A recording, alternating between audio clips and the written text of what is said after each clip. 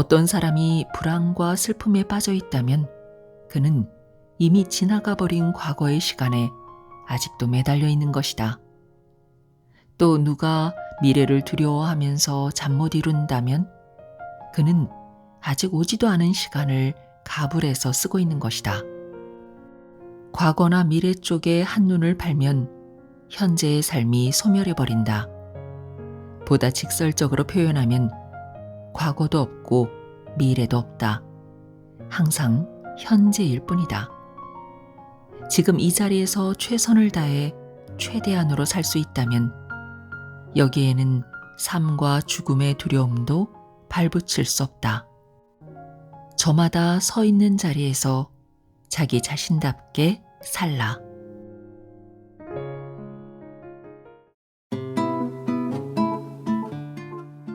안녕하세요. 마음이 쉬어가는 곳 힐링필드입니다. 오늘 가져온 책은 법정 스님의 잠언집 살아있는 것은 다 행복하라입니다. 이 책은 2006년 법정 스님 출가 50주년을 기념해서 엮은 특별한 잠언집인데요. 류시워 시인이 스님의 말씀 가운데 마음에 등불이 될 만한 구절들을 모아 엮은 책입니다. 하지만 지금은 아쉽게도 2010년을 끝으로 절판됐죠. 저는 이 책을 몇 해 전에 부산에 놀러 갔다가 한 오래된 헌책방에서 발견했습니다. 그날 법정 스님의 다른 책들을 찾다가 이 책도 함께 가져오게 됐죠. 스님의 글은 꾸밈이 없습니다. 그래서 오히려 그 말이 더 깊고 맑게 다가오는 것 같습니다.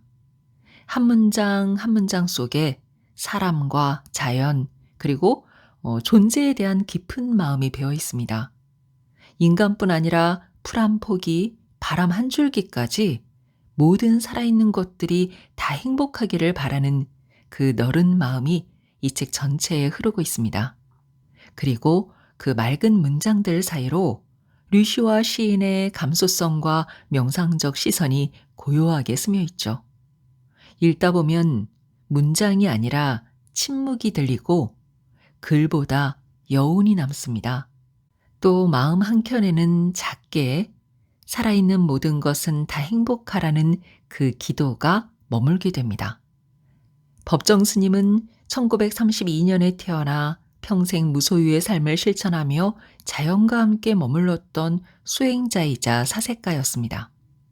2010년 세상의 인연을 다하시고 조용히 떠나셨지만 그분의 말과 침묵은 여전히 많은 사람들의 마음속에서 살아 숨쉬고 있습니다.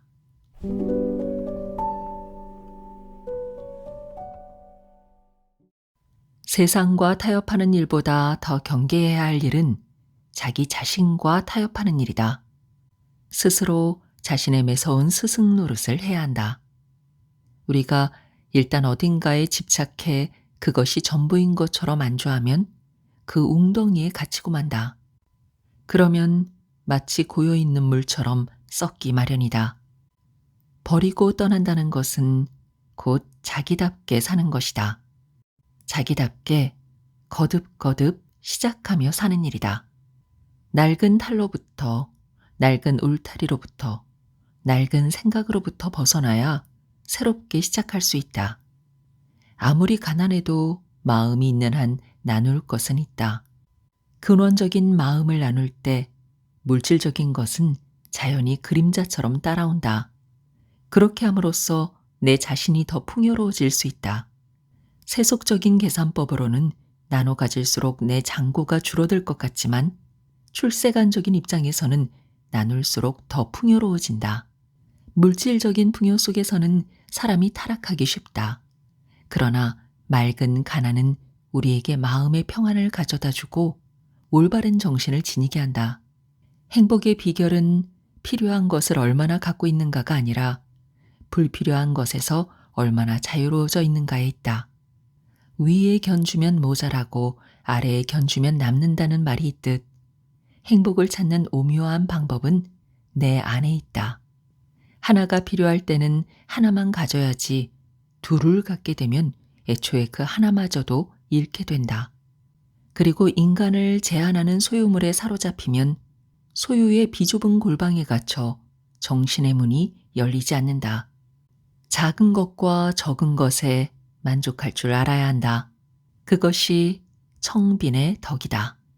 우주의 기운은 자력과 같아서 우리가 일단 어두운 마음을 지니고 있으면 어두운 기운이 몰려온다고 한다. 그러나 밝은 마음을 지니고 긍정적이고 낙관적으로 살면 밝은 기운이 밀려와 우리의 삶을 밝게 비춘다. 개울가에 앉아 무심히 귀 기울이고 있으면 물만이 아니라 모든 것은 멈추어 있지 않고 지나간다는 사실을 새삼스레 깨닫는다. 좋은 일이든 굳은 일이든 우리가 겪는 것은 모두가 한때일 뿐.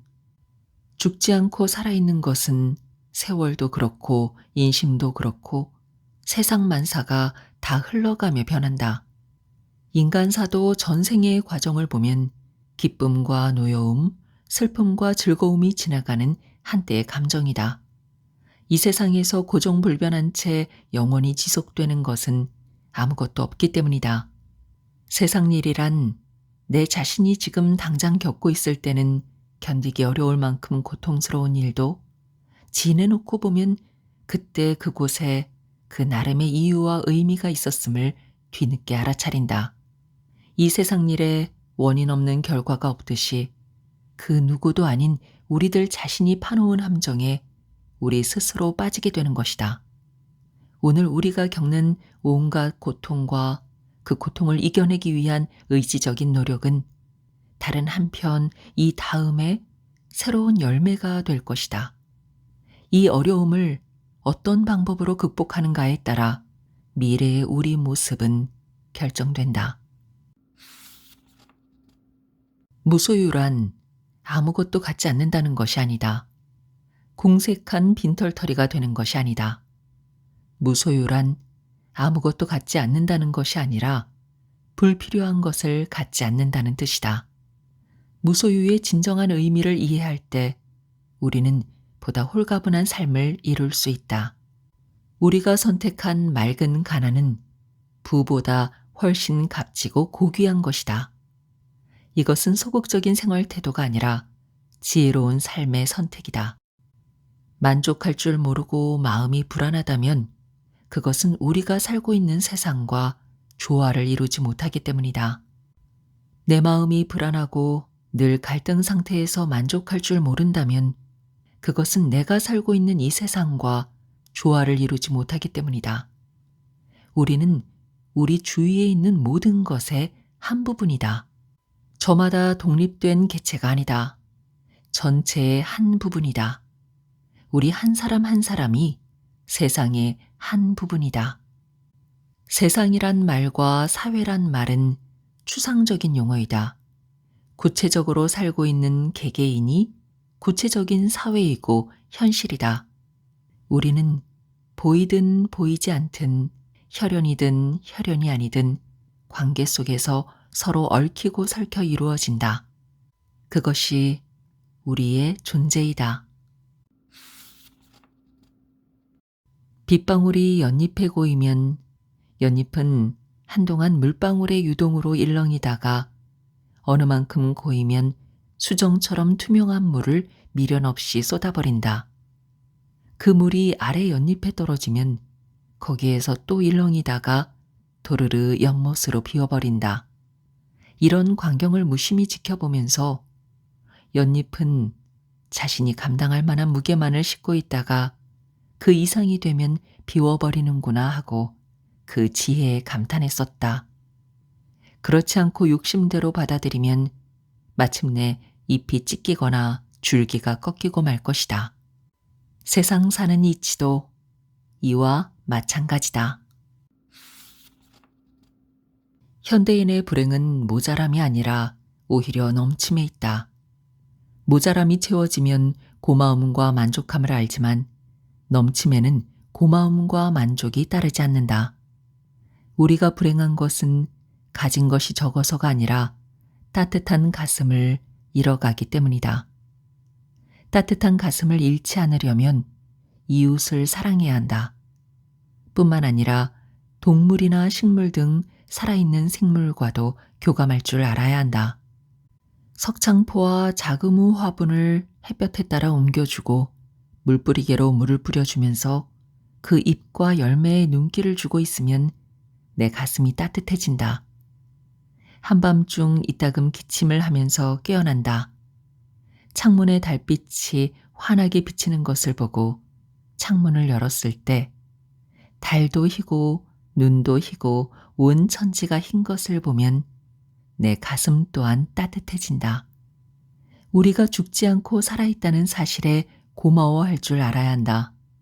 이 세상의 영원한 존재는 그 누구에게도 그 어디에도 없다. 모두가 한때일 뿐이다. 살아있을 때 다른 존재들과 따뜻한 가슴을 나누어야 한다. 자기 스스로 행복하다고 생각하는 사람은 행복하다. 마찬가지로 자기 스스로 불행하다고 생각하는 사람은 불행하다. 그러므로 행복과 불행은 밖에서 주어진 것이 아니라 내 스스로 만들고 찾는 것이다. 행복은 이웃과 함께 누려야 하고 불행은 딛고 일어서야 한다. 우리는 마땅히 행복해야 한다. 이 세상에 태어날 때 빈손으로 왔으니 가난한들 무슨 손해가 있으며 죽을 때 아무것도 가지고 갈 수 없으니 부유한들 무슨 이익이 되겠는가. 할 수 있으면 얻는 것보다 덜 써야 한다. 절약하지 않으면 가득 차 있어도 반드시 고갈되고 절약하면 텅 비어 있어도 언젠가는 차게 된다. 덜 갖고도 우리는 얼마든지 행복하게 살 수 있다. 덜 갖고도 얼마든지 더 많이 존재할 수 있다. 소유와 소비지향적인 삶의 방식에서 존재지향적인 생활 태도로 바뀌어야 한다.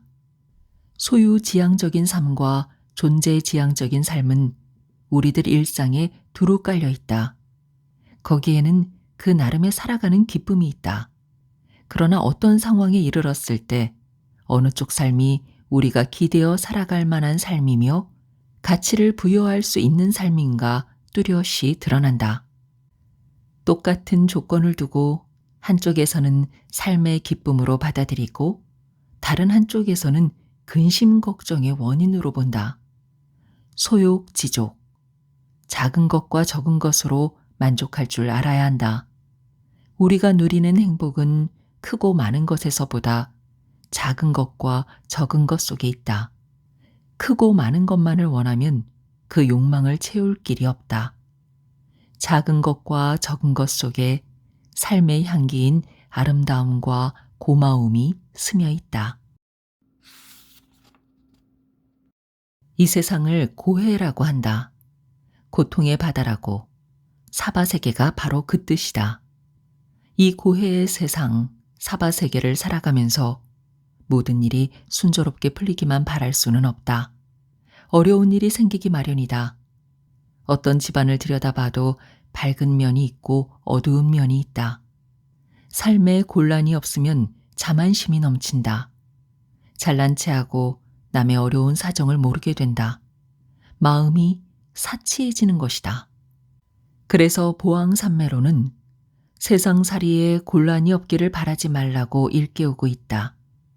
또한 근심과 곤란으로서 세상을 살아가라고 말한다.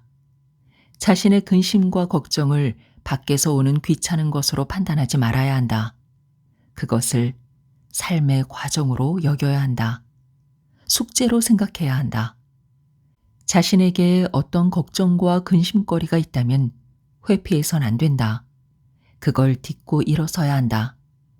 어떤 의미가 있는가? 왜 이런 불행이 닥치는가? 이것을 안으로 살피고 딛고 일어서야 한다. 저마다 이 세상에 자기 짐을 지고 나온다. 그 짐마다 무게가 다르다. 누구든지 이 세상에 나온 사람은 남들이 넘겨볼 수 없는 짐을 지고 있다. 그것이 바로 그 인생이다.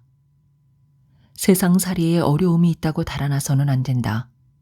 그 어려움을 통해 그걸 딛고 일어서라는 새로운 창의력, 의지력을 키우라는 우주의 소식으로 받아들여야 한다. 무엇인가를 소유한다는 것은 한편으로는 소유를 당하는 것이며 무엇인가에 얽매인다는 뜻이다. 무엇인가를 가질 때 우리의 정신은 그만큼 부자유해지며 타인에게 시기심과 질투와 대립을 불러일으킨다. 적게 가질수록 더욱 사랑할 수 있다. 어느 날인가는 적게 가진 그마저도 다 버리고 갈 우리 처지가 아닌가.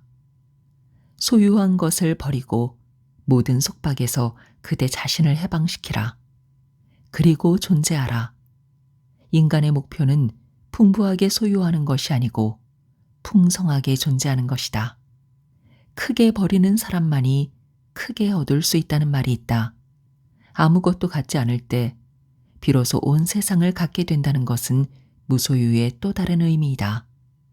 소유물은 우리가 그것을 소유하는 이상으로 우리 자신을 소유해 버린다. 그러므로 필요에 따라 살아야지 욕망에 따라 살지 말아야 한다. 욕망과 필요의 차이를 구별할 수 있어야 한다. 가을은 참 이상한 계절이다.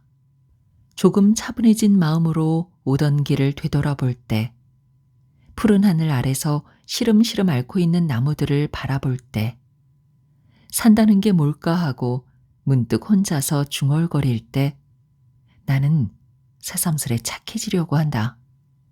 나뭇잎처럼 우리들의 마음도 엷은 우수에 물들어간다.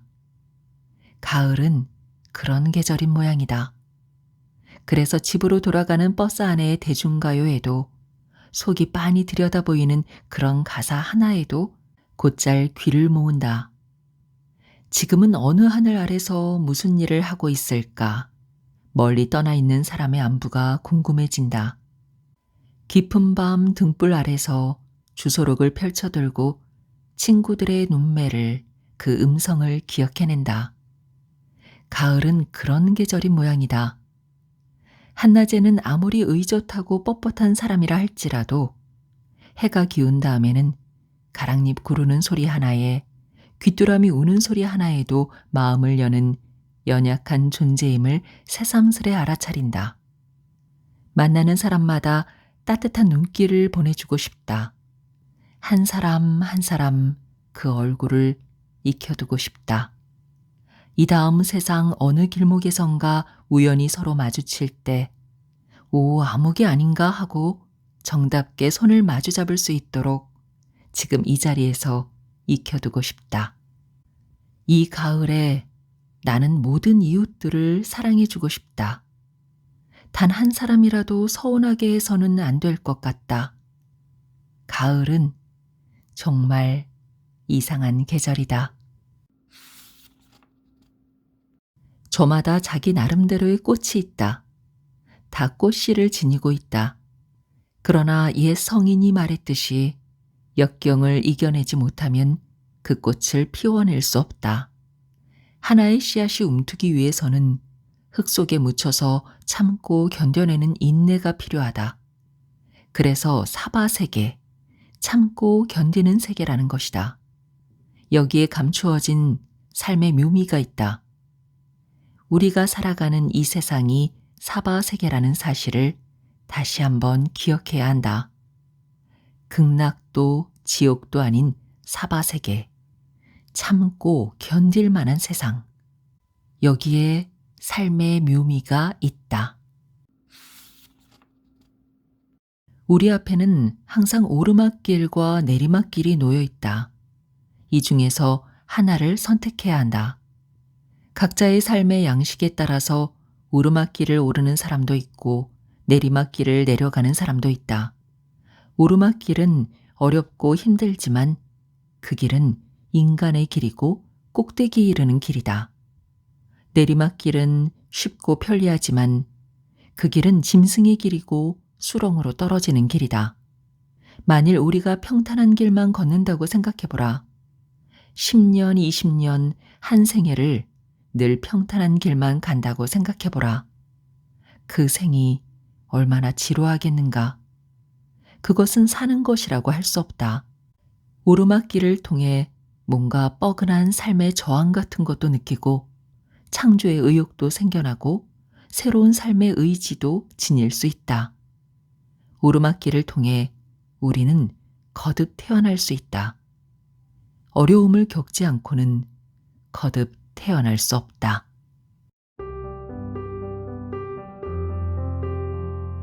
네, 지금까지 류슈아가 엮은 법정 잠언집 살아있는 것은 다 행복하라였습니다. 이 책의 맨 앞장에는 엮은이의 글이 실려 있습니다. 지금부터는 그 글의 한 부분을 소개하면서 오늘 영상의 마무리를 대신하려고 합니다. 류슈아 시인은 법정 스님을 오랫동안 존경하며 그분의 삶과 말씀 속에서 깊은 울림을 받아온 시인입니다. 이 책을 엮을 때도 단순히 글을 모은 것이 아니라 스님에 대한 존경과 감사의 마음을 담아 한 권의 마음의 헌정집처럼 만들었다고 합니다. 이제 엮은이의 글을 함께 들으며 스님과 시인이 나눈 그 따뜻한 마음의 울림을 느껴보시길 바랍니다.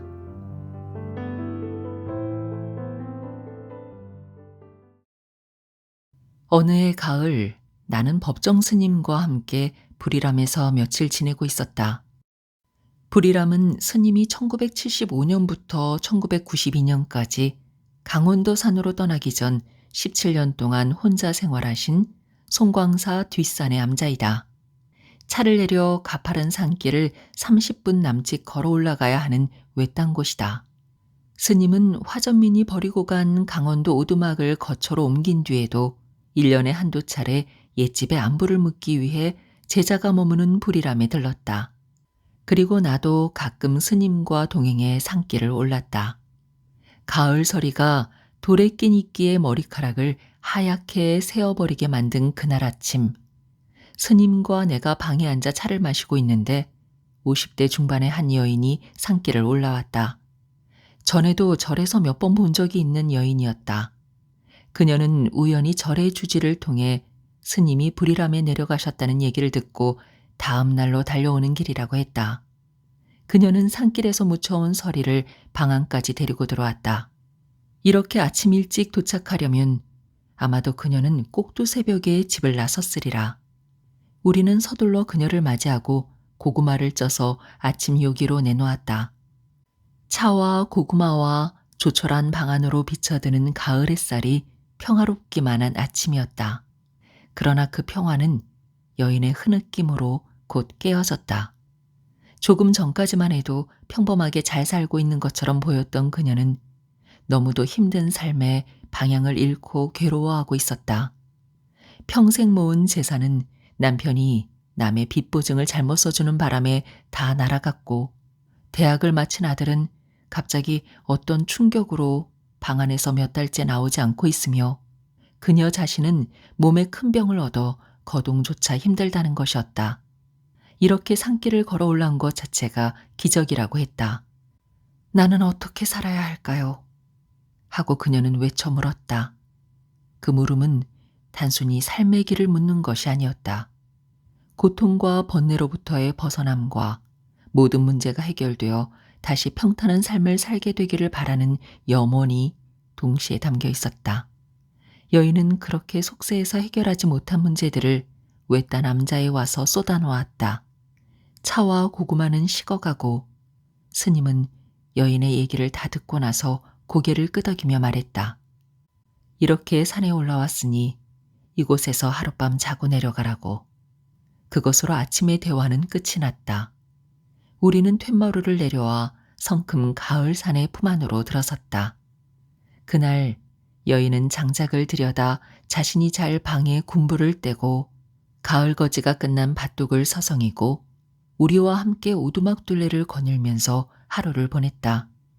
또 저녁에는 스님과 마주 앉아 묵묵히 차를 마셨다. 본래 방문객은 혼연히 맞이하되 해 떨어지기 전에 내려가도록 한다. 특히 여성과는 저녁밥을 함께 먹지 않고 재우지 않는다는 것이 불이람의 수칙 중 하나이다. 스님은 그 수칙을 깨고 사바세계에 지친 여인에게 하룻밤 잘 곳과 이부자리를 내주었다.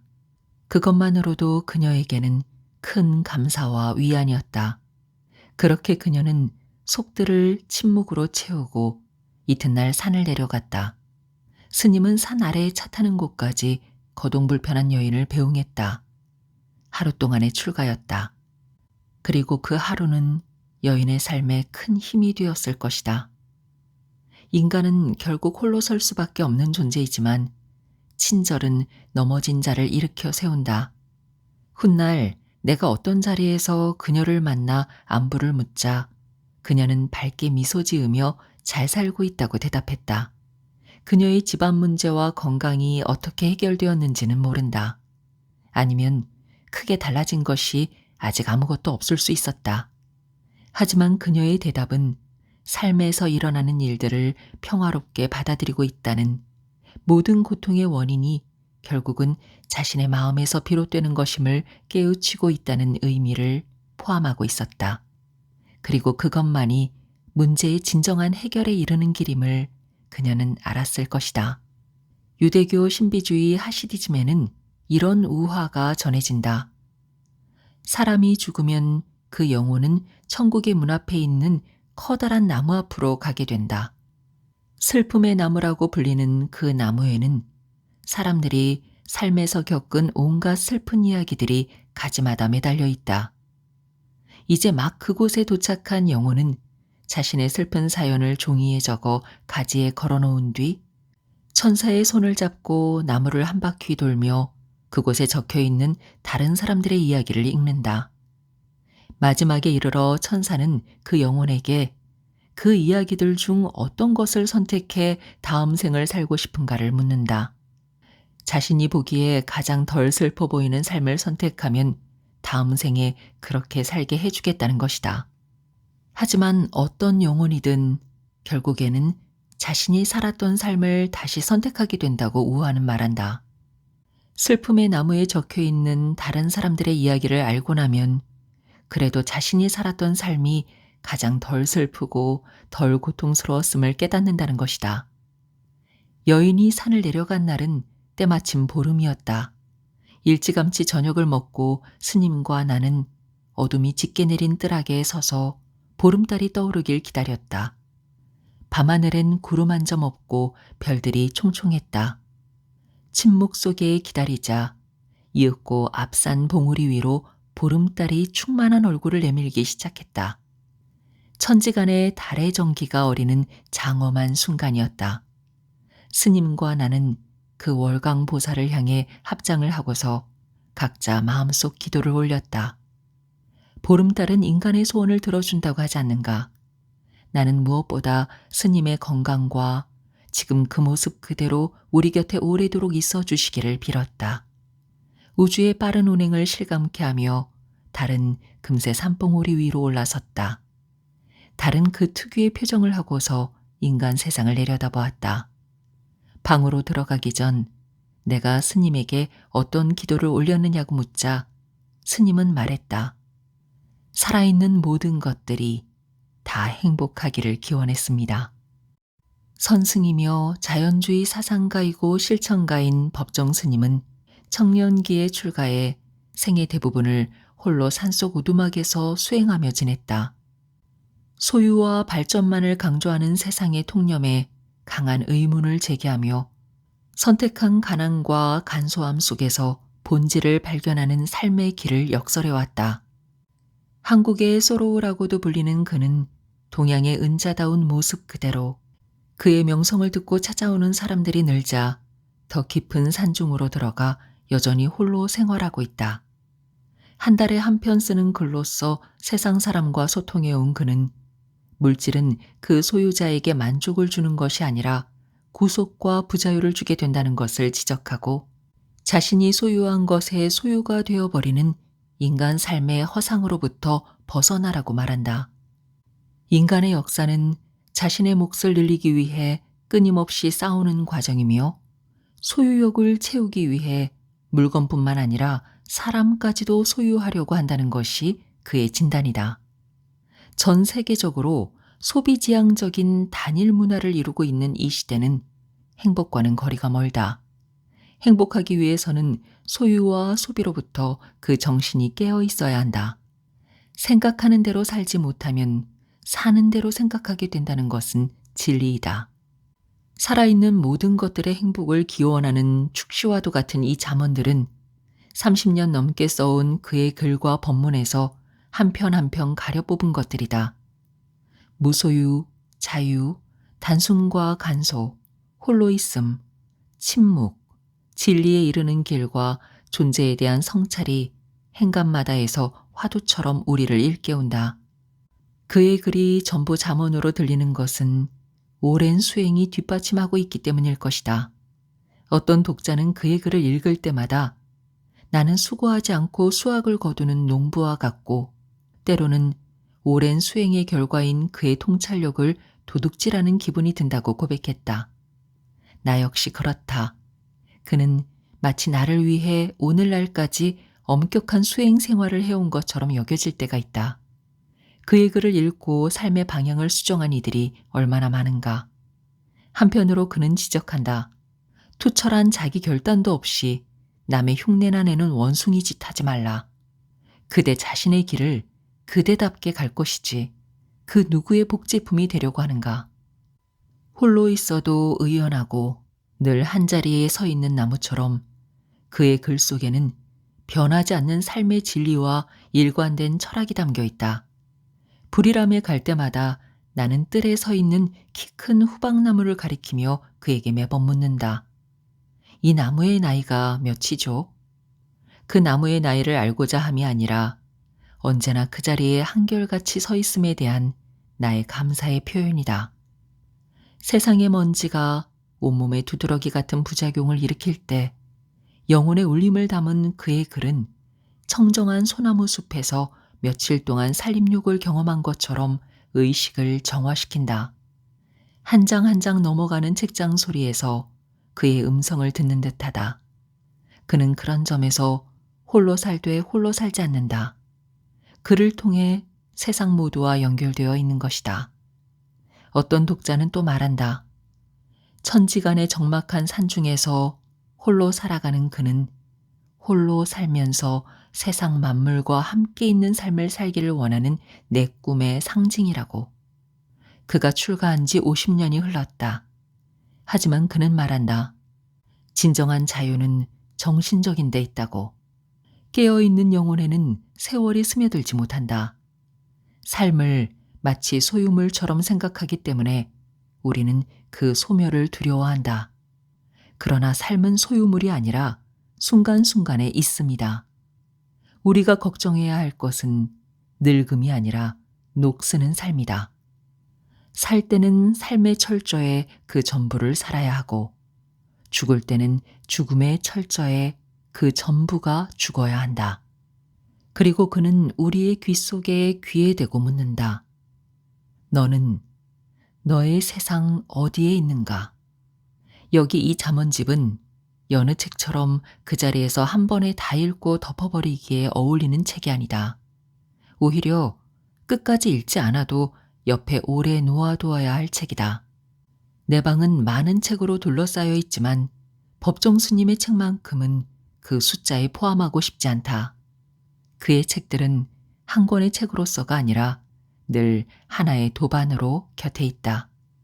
법정이라는 이름이 그 자체로 산이고 오두막이고 청정함이며 어디에도 걸림없는 자유이기 때문이다. 네, 끝까지 힐링필드와 함께 해주셔서 감사합니다. 건강하세요.